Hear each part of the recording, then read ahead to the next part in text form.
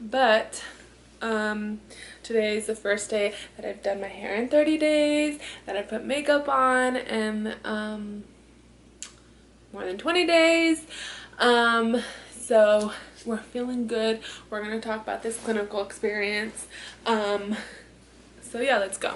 So this semester, part of third level entails charting on the computer, doing 12-hour clinicals, med-surg, OB, psych. If you watched my prior video, which if you haven't, you could click here or here. I don't know which side it's on because I always forget. We didn't do psych because of the whole quarantine thing. That was all done online, unfortunately. So I'll be talking about my med-surg and my OB experience. Which, going into the semester, I was like, I like med-surg. I think it's such a huge learning opportunity. That was like my mentality. But I don't love it. Like, I don't want to do this. And let me tell you, don't knock it till you do it, because I love it. It solidified that I want to do like critical care type of work, not ICU, not med-surg floor, step down from ICU. And then OB, I was like, ugh, I want nothing to do with that. I don't want to like feel the pain as I'm watching her. Last semester we did surgery in second level. I liked it, didn't love it, so C-sections didn't sound that appealing to me. We also did ICU for 1 day or 2 days, ER for some people, and day surgery for others.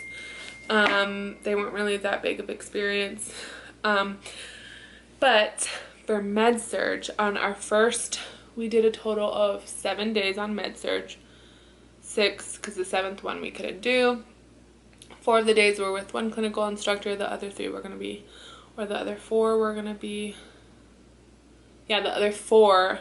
So in total we did 7, yeah. We're going to be with a different one. So in total it was awesome. I got 2 patients a couple times. Most of the time during my med-surg rotations. The last day I was supposed to get 3, but we couldn't do the last day because of quarantine.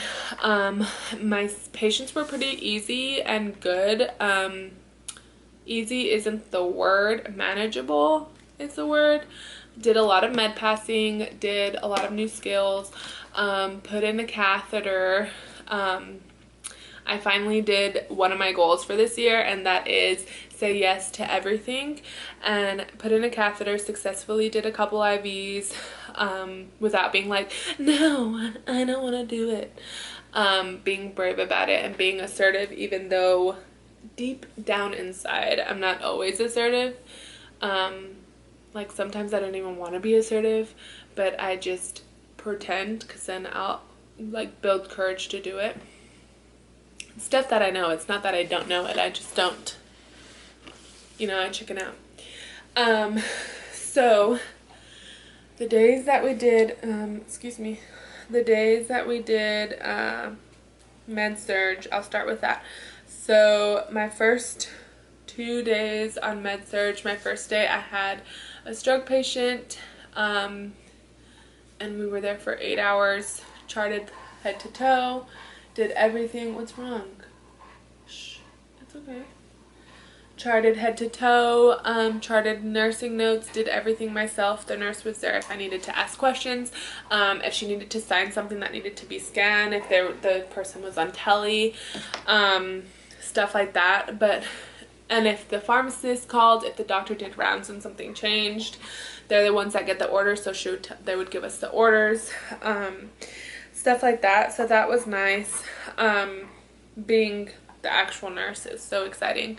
I'm sure it's not as exciting when you have like 7 patients, but I think it will be because I'm a nerd. But anyways, what's my horse dog doing? Dude, stop. So my first 2 patients were stroke patients. They weren't there because they just recently had a stroke, but they were there for other comorbidities. Okay, but they were there for like other diagnoses. I'm not gonna say that. Both of them were pretty similar, one worse than the other. Both of them were hemiplegic. So that means that one side of their body they can't move and they're weak, and one of them couldn't talk at all. Acknowledged a lot, had recently had the stroke but wasn't there because of the stroke, so that was interesting to see, like, the denial aspect, the depression aspect of it.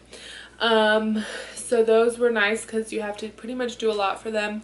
I've fed patients before, I've had to open stuff for them before, but when you do it for somebody who can only do half of the things that you can normally do, it's not because they're older and they're weak, it's literally because they're disabled and they can't do it by themselves, like spreading butter on bread. I've opened those little butter packets for people and they could do the rest, or jelly packets, but this is like, I opened it and then I like looked at them and like it clicked really fast. I'm like, oh yeah, and then you have to ask them and walk them through it. So that was interesting. Okay, back to what I was saying. So one of the guys, he was fully there, awake, able to do some stuff, able to help change his linen, able to eat with one hand, all that jazz. The next guy, the second time that I had a stroke patient, he couldn't eat for himself. He wasn't eating. He was like severely depressed. He was going in and out of sleep. He was going in and out of bradycardia. And he was like a wild sleeper. Like, I went in there to check on him. Like when you have two patients, like you have, sometimes after you get everything well and all the medicines going and you give everything, there's a period of chunk of time where it's like kind of downtime. So in that period, I'll go chat with the patients, or I'll go see if there's something the nurses need help with, all that. I go and check on him and he's fine. He's at a 30-degree angle, laying down, sleeping, supine, fine. And then I go in maybe like 20 minutes later because I wanted to see if the bag that was hanging was getting close to empty. And this man, so it's like the hospital bed, and then right next to it there's a chair that converts into like a bed. And this man was, I guess in his sleep, he like tried to turn the side of his body he could move, and he was like completely vertical. Not off the bed, he didn't fall or anything, but I was like, how did this happen? So I grabbed a CNA, we rearranged him, untangled everything, and he was fine. He was fine. He did really well, but it was like crazy because you hear about those type of things and you never really experience it, and then you're like, oh. And I had like a little mini freak out. I was like, his tally came up, and checked his vitals. He was fine. And then I had a patient and then my next patient was an older patient, and he had a gastrostomy tube. I pronounce a lot of things wrong. Yeah, he had a gastrostomy tube, a peg tube. I wanted to make sure that it was a G tube. And when I first got him, the nurse, so we always have to go the day before to get their information, and I'll ask the nurses, which they're all really awesome. I'll ask them like what patients are available, what patients are going to be here for the next 2 days, because we were doing like Thursday, Fridays, and then they will tell you. So he was going to be there for at least the next day, and at that point I had 2 patients, and then they were like, he has a peg tube, and like some of the girls that I was with, one already had somebody with a peg tube. We had seen a peg tube at the nursing home, and then the other one didn't want it. She was like, I'm not doing that, and I was like, I'll do it. I have no idea. We learned peg tubes in first level, but it felt so long ago and it wasn't really thorough. Like it was like a quick thing. We didn't even check up on it. So I went home, researched, watched a bunch of videos on YouTube, and then when I got on the floor, I told my clinical adjunct about it, and I was like, to be honest, I have no idea. I've never done a peg tube, so you're gonna have to walk me through it. And he has like 15 meds. And she was like, okay, that's fine. And it was so cool. He was incapacitated because of his condition. He wasn't there at all. But anyways, he had like 15 meds. We checked the residual. We did checked for placement, which was really cool. And then we had to crush all the meds. Not on the mortar, on this cool pill crusher in the cups, and then give it like little by little. And the peg tube, I don't know if you've ever done it before or if you guys have learned about it, but the peg tube kind of works with gravity. So let's say this is the stomach and it's connected right here. The tube is up. The tube for this guy was banded to him so he wouldn't mess with it. So we unbanded that part and then got out the peg tube. The peg tube was connected to a kangaroo. So a kangaroo supplies TPN, so total, not TPN, enteral feedings. And what it is just like a bag at the top, and you pour whatever nutrition the dietitian has made for that patient with the doctor into the tube. The machine calculates the total, the rate, all that, like if it was a regular pump. You stop the pump, you clamp the tube just in case there's anything on it. You drop the tube because of gravity, no. Yeah, you drop the tube because of gravity, so the tube's right here. You want to lower the tube so if he coughs or something, it doesn't like splash in your face, and you point it away. You open it, and then that's where you start doing it. When you're adding the fluids, the residual back, etc., you're going to go up, and based on how high or how low the tube is how fast it's going to enter them when it's not like on a kangaroo. So you check the residual with a big syringe. I checked placement, and then I checked residual, and then annotated all of that.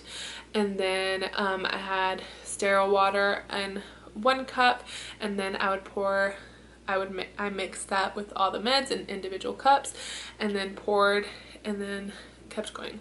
So you pour, you lift it a little, it goes in, and then you go down, you pour a little bit of the water to wash that med away just in case it can't be combined, even though they were all compatible, and then you keep going until you finish all the meds. Took us like 30 minutes to do, but I was just kind of like, this is so cool. I got to refill his food, got to give him meds, I got to do head to toe on him, which was kind of difficult but was really nice. And then at the end of the shift, I got to discharge him and call the ambulance, give report, all that jazz. It was really cool. That day was awesome. I got to chart everything, and it was really nice. After that, I had one patient that had one diagnosis, but it was kind of complicated because he was immunocompromised. So that was nice because you have to learn how to go. Like, they always tell you to go from clean to dirty, and that's the first thing the nurse said, like, hey, remember he's like when I was getting a report, remember he's immunocompromised, what are you going to do? How are you going to prioritize him? And you always want to go from clean to dirty, because if you go from dirty to clean, you could compromise their immunity. He was really cool. He was like chatty Cathy. What else?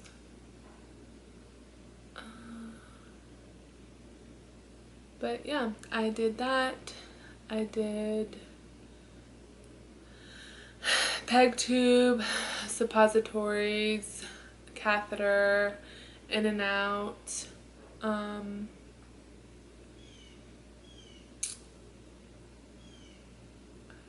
a bunch of meds and antibiotics by myself, talked to a pharmacist, found a med error in the Omnicell, which was nobody's fault, it's human error, but I went to go get a medicine, and this is why you do your 5 checks.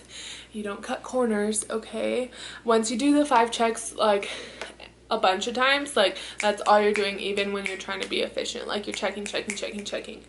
So I always have the MAR with me, and when I was pulling meds, I was pulling like a blood pressure medicine, and I always pull it, check the expiration date, check the med, and the dosage. The dosage didn't match, and I'm like, what's going on? It was like half of what the dosage was supposed to be. And I'm like, but the Omnicell is only, when that happens, sometimes it's programmed where you're going to give them 2 pills because they don't have 1 pill for the dose. But it wasn't telling me that. It said only grab 1, and I was like, what's going on? So I kept looking through them all, and I realized that the dosages were mixed, which is not good, because if you're supposed to get half of the blood pressure medicine and then you're getting a full dose, that's not good. I don't know if it would kill somebody, but it's not good. So then I called the pharmacist. They came up right away and fixed it, but that was nice. So then that's my med-surg experience for now, about all that I could remember. And then my OB experience was so cool. The hospital that we're doing all our clinicals at this semester doesn't really have specialized floors. The specialized areas is just med-surg and med-surg. They do all med-surg cases. They do peds, and they do postpartum and like inpatient OBGYN procedures that they have to stay for 24 hours. And then so we did postpartum there on the med-surg floor, which is nice, and it's nice to see and everything, but if it was more on the labor and delivery floor, I think it would be a little better, because you could do postpartum and something with labor and delivery. But it's okay. I got it out of the way, experienced postpartum for vaginal birth and postpartum for C-section delivery. And then after those 2 days, I went to labor and delivery. Super cool. What we did there was awesome. When we walked in, there was nobody. They had like 2 scheduled C-sections. One mom was pushing, or was in labor. She wasn't pushing yet. And then at one point, every room in the labor and delivery floor was like full. Like, we had moms birthing or just come back from C-section and have to stay for a while to recover. And then they have a separate room for like moms that walk in that think that they're in labor, to check them out, for stress tests, all that stuff. So all that was full. There was like 8 patients and only 2 labor and delivery nurses, which 8 patients and only 2 doesn't sound like a lot, but when somebody's in the middle of labor, 2 are going to C-section, you have to prep, it becomes a lot. So it was nice to see how they bounced off of each other and how they worked. It was cool helping set up the stress test, reading everything, seeing how they check if somebody's in labor, if it's like blood, or if it's amniotic fluid, how they swab and test for that.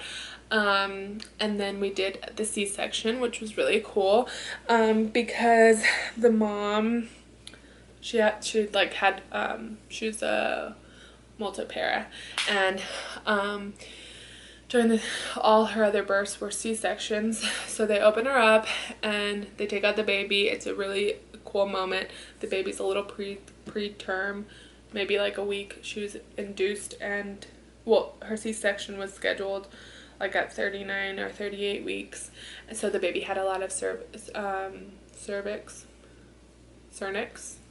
on it. It was really cheesy, and it was nice to see how they do the APGAR score. They clean up the mom, they clean up baby, dad sees baby, that whole interaction in the OR. And then when the doctor was getting ready to sew her back up, and he was just checking everything, making sure everything was fine, he is like looking and looking and looking, and then he asked the patient, hey, do you have a left ovary?